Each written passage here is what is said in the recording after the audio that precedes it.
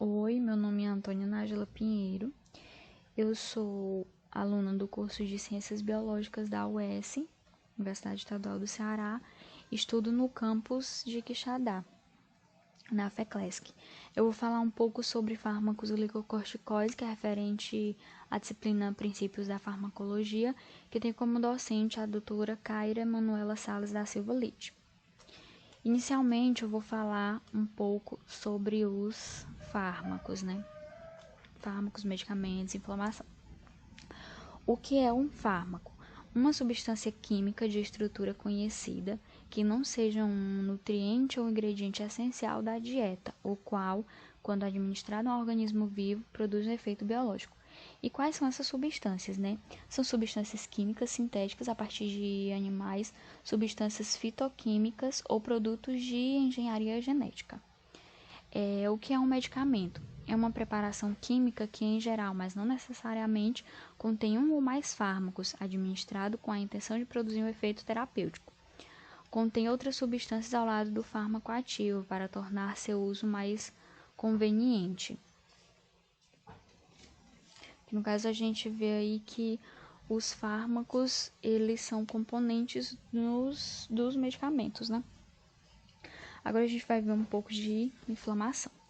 A inflamação é uma reação complexa dos tecidos que consiste principalmente nas respostas dos vasos sanguíneos e leucócitos, proteínas e leucócitos no sangue, a habilidade de alcançar em qualquer local onde eles possam ser necessários, recrutadas para locais extravasculares, que no caso são recrutados para locais fora do vaso sanguíneo, né? A resposta inflamatória coordena as reações dos vasos, leucócitos e proteínas plasmáticas para alcançar esse objetivo. E aí a gente vai ter os sinais da inflamação, né?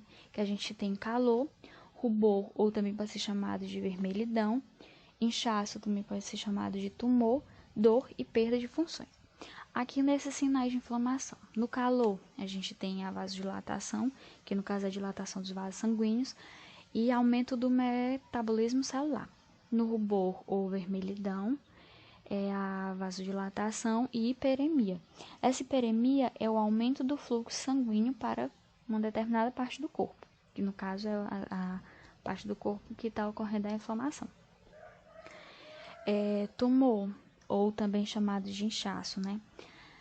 É a vasodilatação, extravasamento do fluido, permeabilidade, fluxo celular, quimiotaxia, dor, liberação de mediadores afetam terminações nervosas e perda de funções.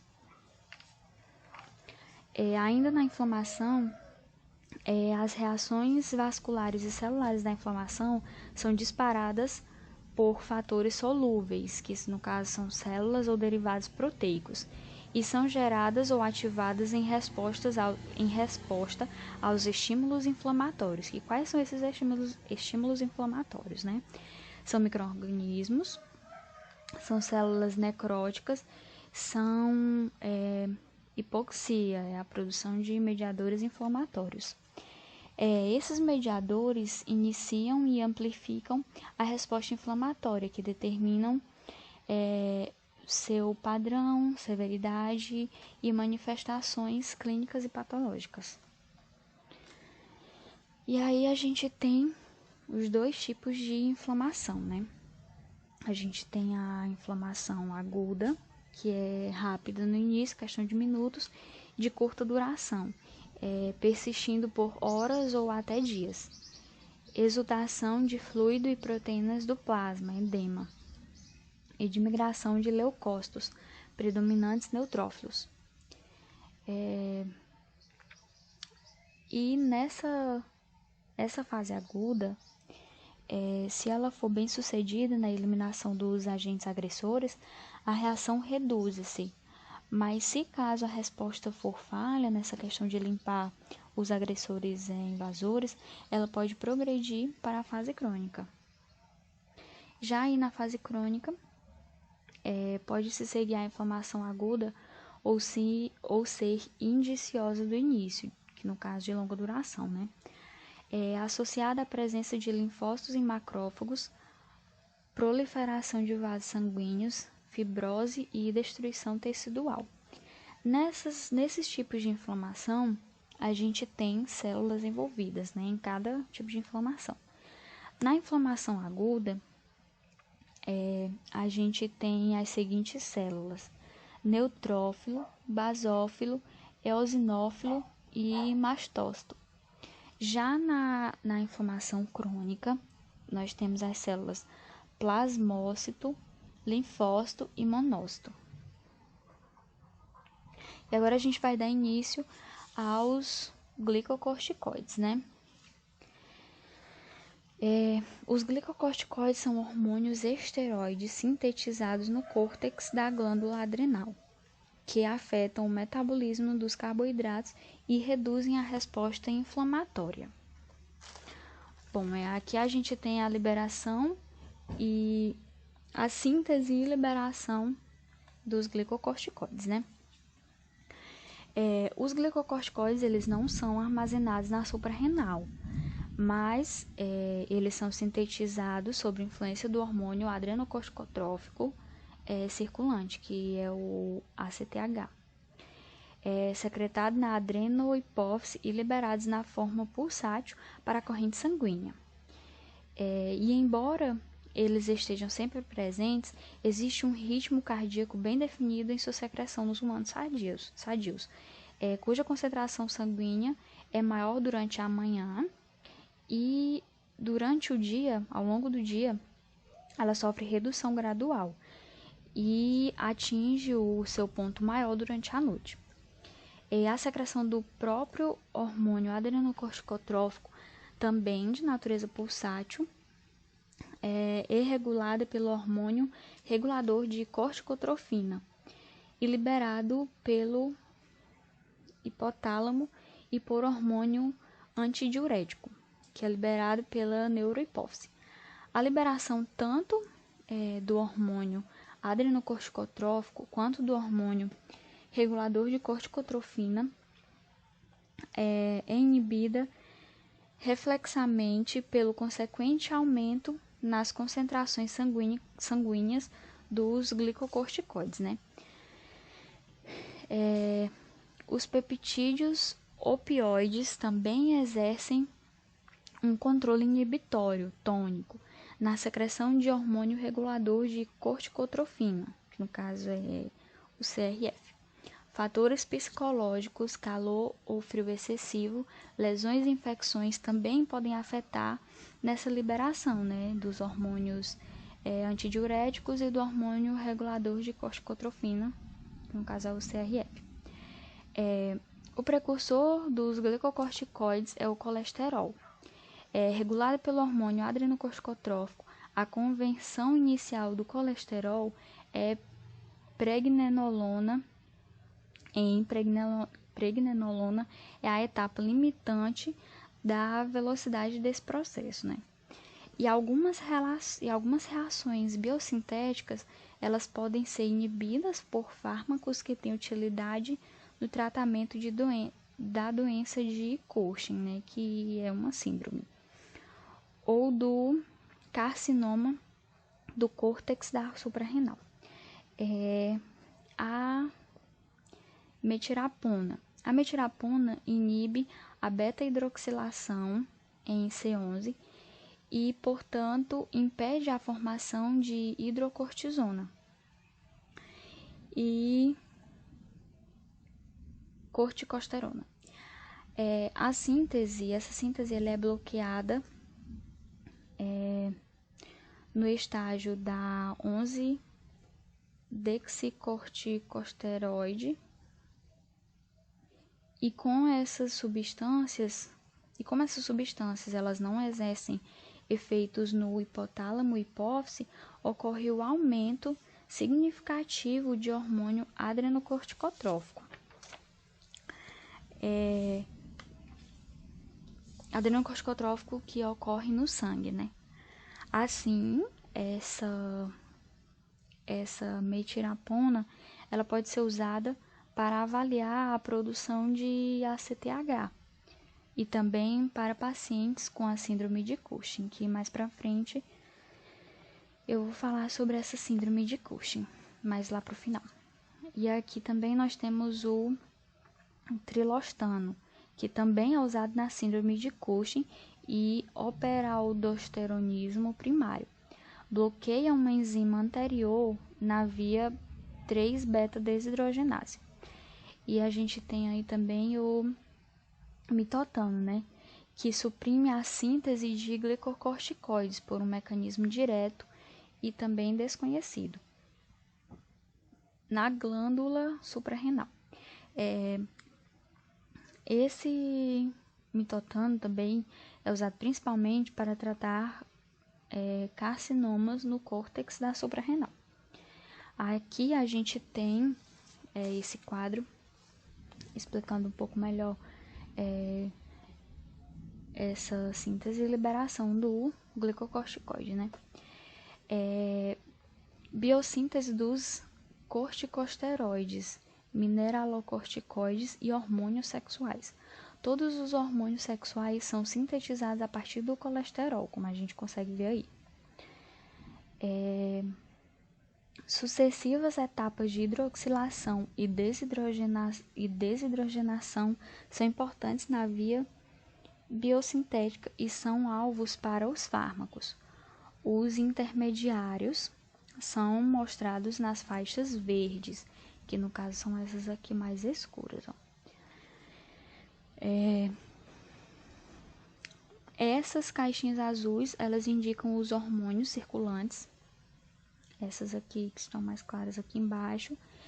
E essas caixinhas amarelas são os fármacos, que os fármacos são mostrados nessas caixinhas amarelas circuladas de vermelho, né? Junto a seus locais de ação. Os glicocorticoides, eles são produzidos por células da zona fasciculada e sua síntese é estimulada pelo hormônio adrenocorticotrófico, que no caso aqui é o ACTH, né?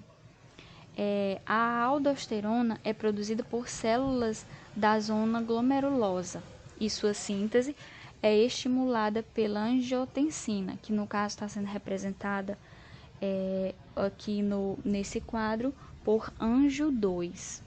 Aqui, ó, anjo 2. A metirapona inibe a síntese de glicocorticoides. A aminoglutetimida e o trilostano bloqueiam a síntese dos 3 tipos de esteroides suprarrenais, que no caso são esses aqui, ó, esses 3 aqui, né, que a gente consegue ver aqui. E a carbenoxolona inibe a interconvenção da hidrocortisona em cortisona nos rins. Isso não ocorre no mitotano, né? Porque ele inibe a síntese de hormônios da suprarrenal através de um mecanismo desconhecido também. E no caso aqui a gente tem entre esses hormônios que são as enzimas, que a gente tem no caso, quais enzimas? A gente tem a 17-alfa-hidroxilase, a 3-beta-desidrogenase, 21-beta-hidroxilase, 11-beta-hidroxilase, 11-beta-hidroxiesteroide desidrogenase. Então, aqui agora a gente tem o mecanismo, né? A gente tem aqui o mecanismo de ação dos glicocorticoides, que é interação dos fármacos com receptores intracelulares específicos de glicocorticoides. Eles pertencem à superfamília dos receptores nucleares, embora possam existir outras proteínas ou pontos ligantes, né? Essa superfamília ela também inclui receptores de mineralocorticoides, esteroides sexuais e hormônios tireoidianos, de vitamina 3D e de ácido retinóico. O verdadeiro mecanismo de controle transcricional é complexo, né? Com pelo menos 4 mecanismos operantes sobre o núcleo.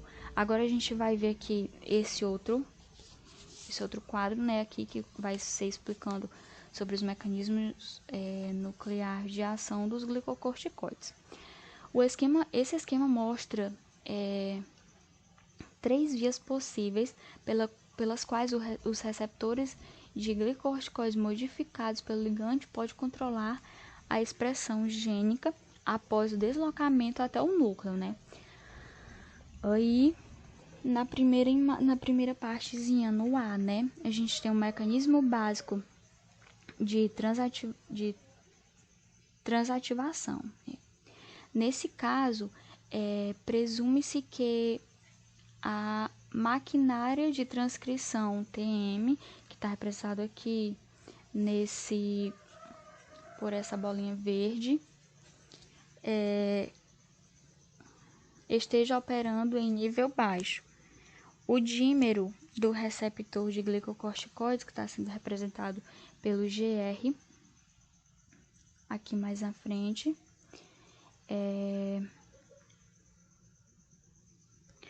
é modificado pelo ligante, que liga-se a um ou mais elementos de resposta a glicocorticoides positivos, que aí está sendo representado pelo GRES, dentro da sequência promotora, e estimula a transcrição.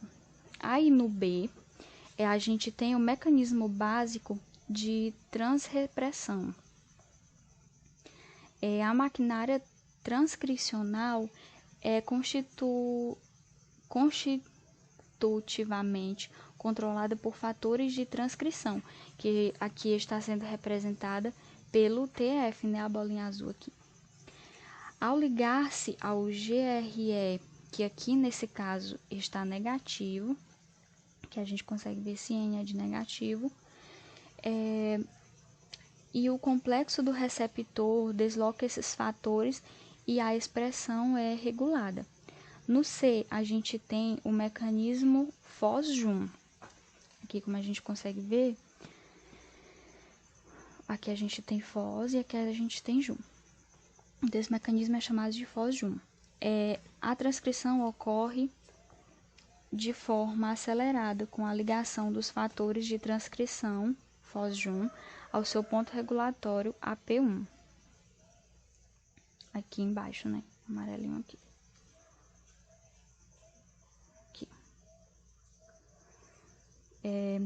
Esse efeito é reduzido na presença de GR.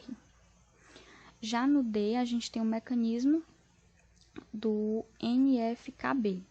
Os fatores de transcrição P65 e P50 ligam-se ao ponto NF-κB, promovendo a expressão gênica.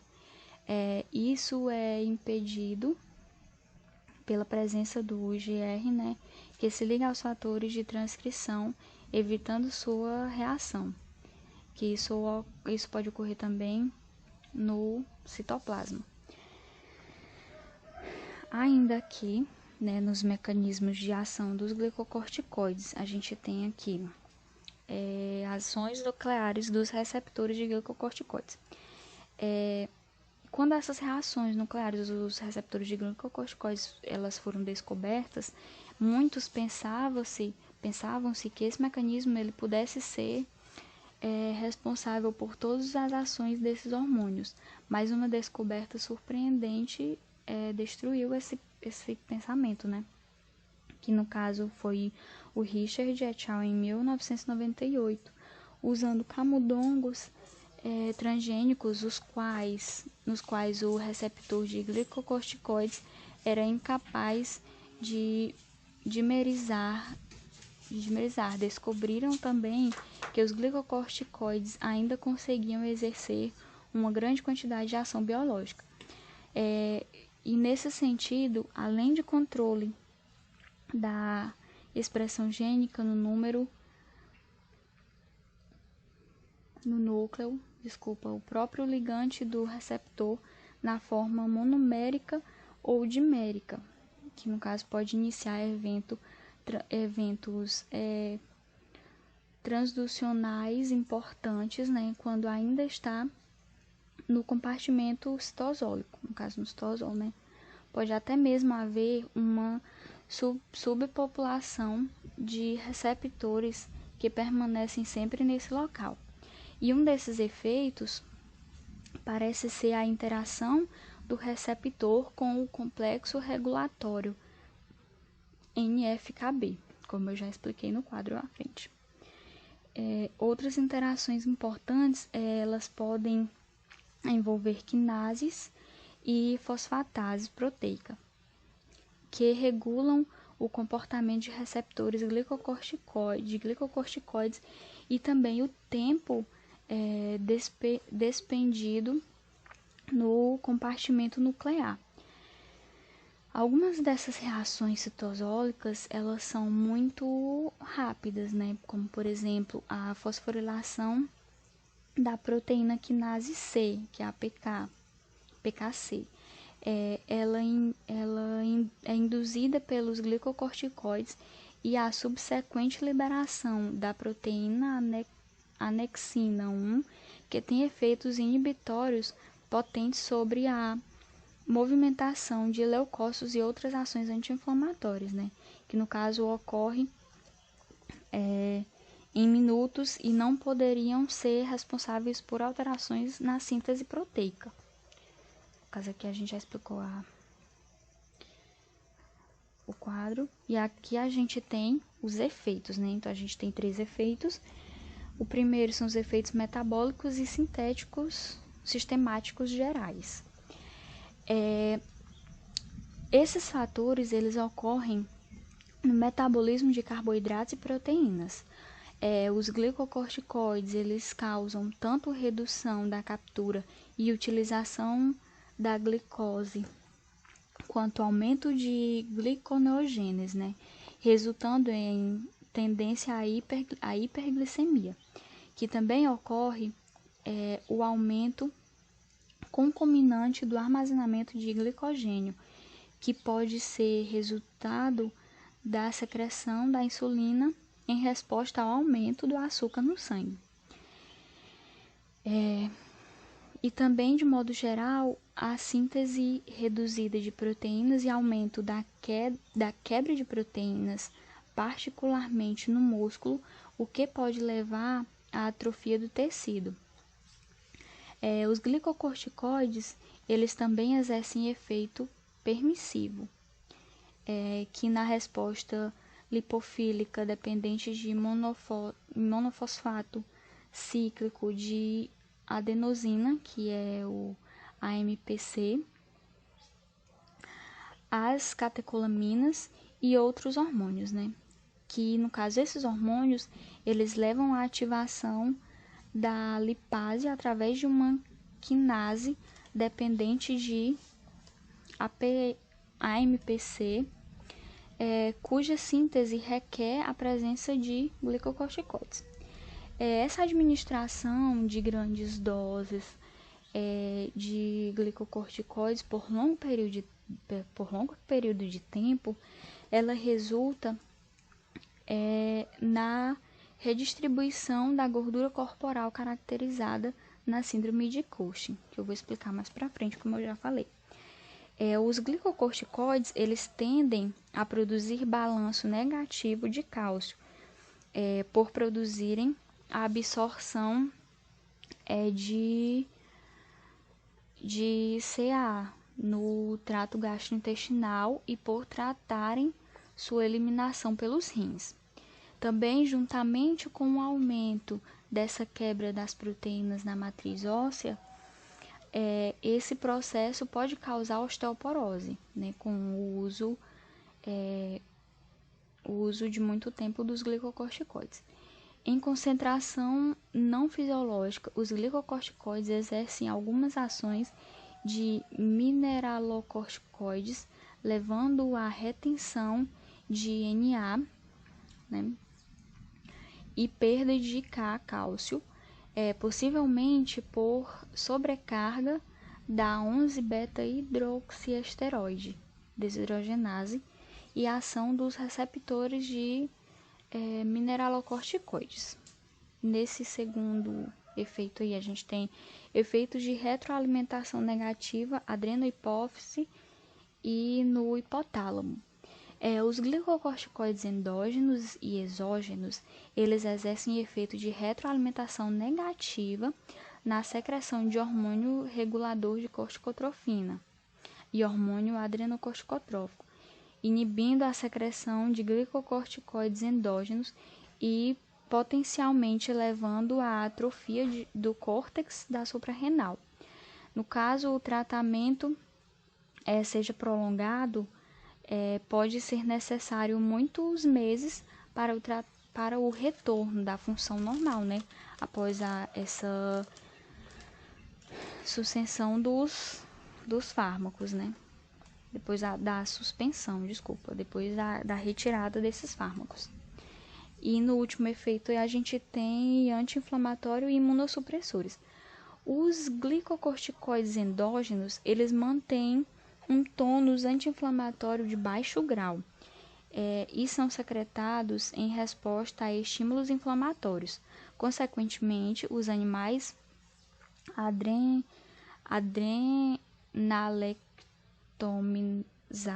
adrenalectomizados têm uma resposta exacerbada, né? Uma resposta exagerada, mesmo a estímulos inflamatórios leves. Nesta base, sugeriu-se que a falta de secreção apropriada de glicocorticoides em resposta a ferimentos ou infecções pudesse estar na base de certas patologias, né, inflamatórias crônicas humanas. Os glicocorticoides exógenos são os fármacos anti-inflamatórios por excelência e, quando administrados terapeuticamente, eles inibem as manifestações do sistema imune, tanto inato como adaptativo.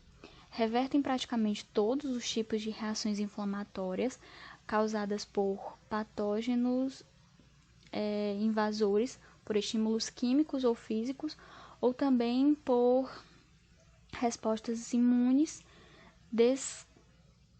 desencadeadas inadequadamente, né? Como ocorre na hipersensibilidade ou na doença autoimune. Nas reações, as reações, né, sobre as células inflamatórias que a gente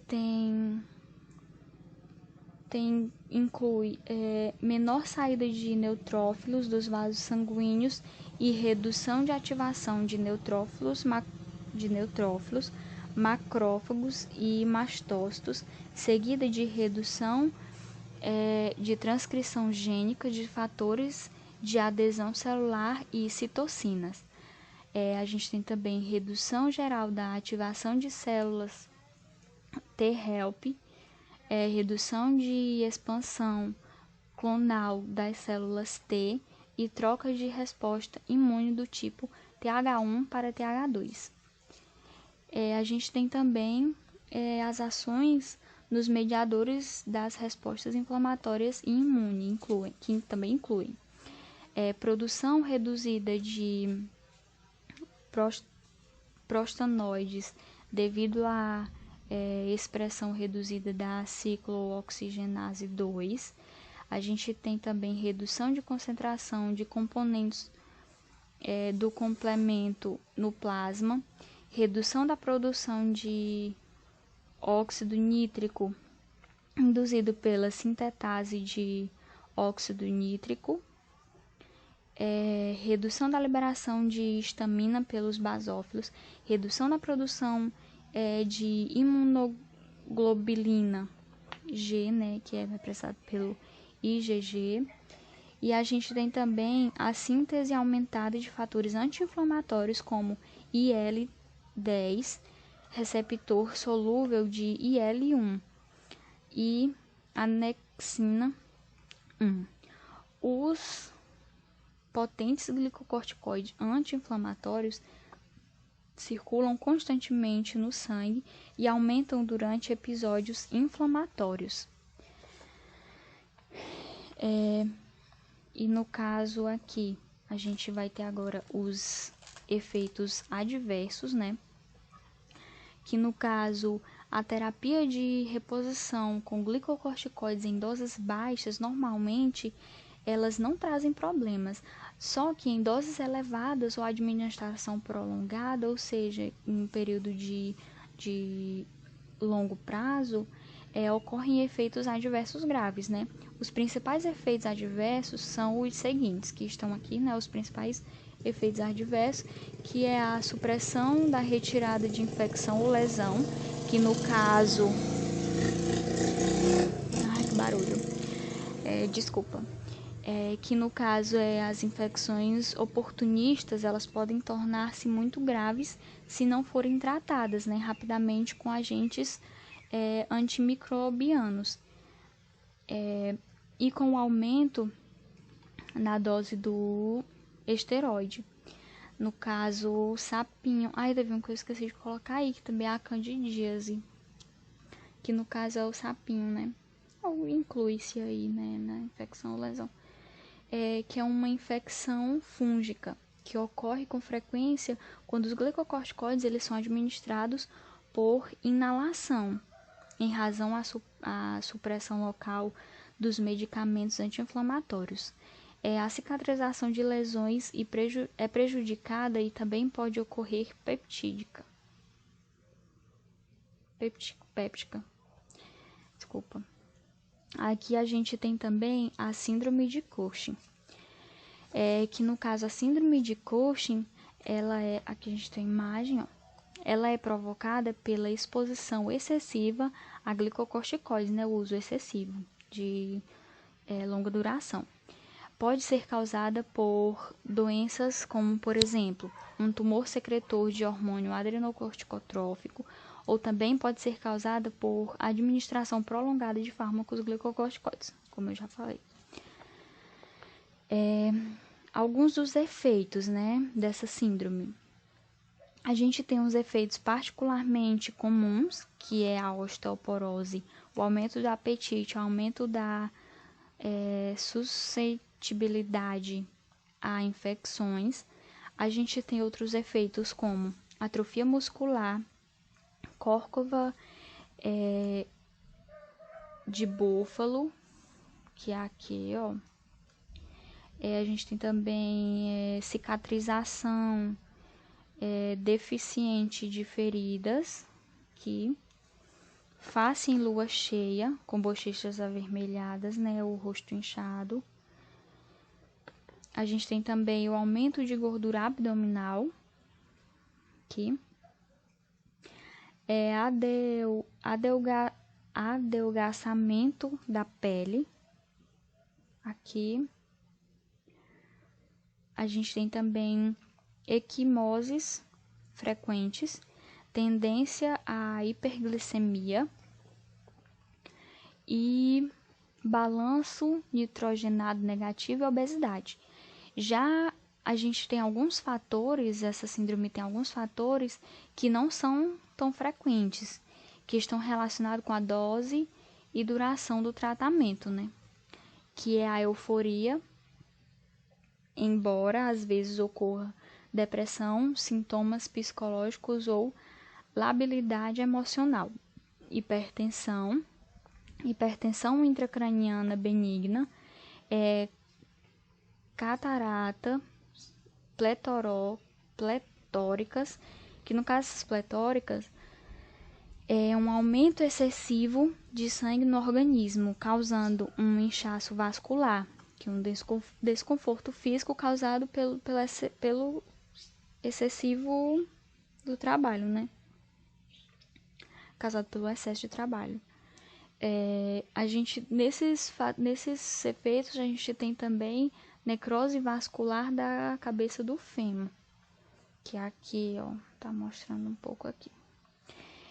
Ainda nesses efeitos adversos, a gente tem a hiperglicemia, reduzida por glicocorticoides endógenos pode transformar-se em diabetes. Desgaste muscular e fraqueza muscular. Em crianças ocorre a inibição do crescimento, caso o tratamento seja continuado por mais de 6 meses, né? No caso em crianças. Efeito sobre o sistema nervoso central, que no caso é a euforia, depressão e psicose.